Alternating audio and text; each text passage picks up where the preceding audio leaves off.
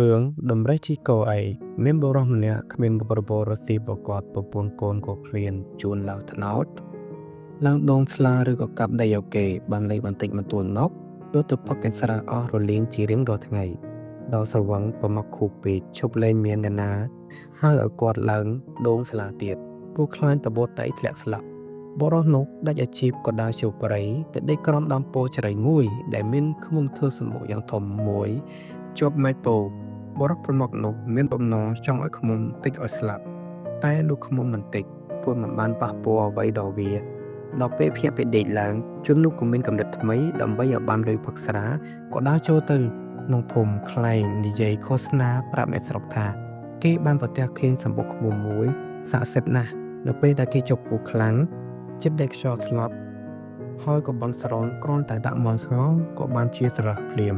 ពីឃោសនារបស់ជនប្រមុខនេះមុនដំបូងគ្មានអ្នកណាជឿទេប៉ុន្តែបន្ទាប់ពីមានយាយចាស់ម្នាក់ដែលចៅស្រីកើតជំងឺចុករាកហើយទៅបន់ស្រន់ឃ្មុំនោះដែរប៉ុន្តែគាត់បន់ស្រន់ទៅក៏មានអ្នកស្រុកនាំគ្នាទៅបន់ស្រន់បួងសួងតាមដោយប្រការផ្សេងជាហូហែមិនដែលដាច់ជនប្រមុខឃើញថាមានផ្លូវហើយក៏រៀបចំក្រោមដើមពោធិ៍ជ្រៃនោះទៅជាទីកន្លែងសក្ការៈបូជា ដែលមានធ្វើគុណប្រអប់ឈើមួយចុះប្រហោងសម្រាប់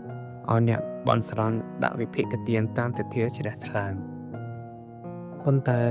នៅរាល់ពេលយប់ស្ងាត់បរោះមានពុតតែងតែមកលើកកោះហើបនោះចូលបច្ច័យទៅទិញស្រាផឹកស៊ីសប្បាយជារៀងរាល់ថ្ងៃ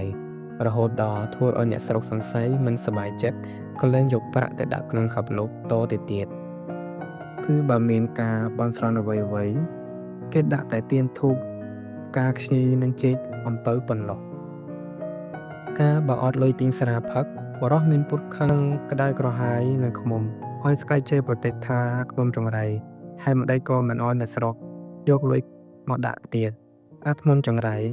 ប្រតិចរួតជុតខាត់អ្នកក៏រើមែកឈើចោលសំដៅឃ្មុំដើម្បីចងកំទេចសម្បុកតាមកំហឹងពីលារបស់វាប៉ុន្តែឃ្មុំបែរជាផ្អើល ហើប្រងពេតនឹងតិចជើងពីលាលុះត្រាតែរត់ស្លាក់ជ្រូតស្លាប់ទៅ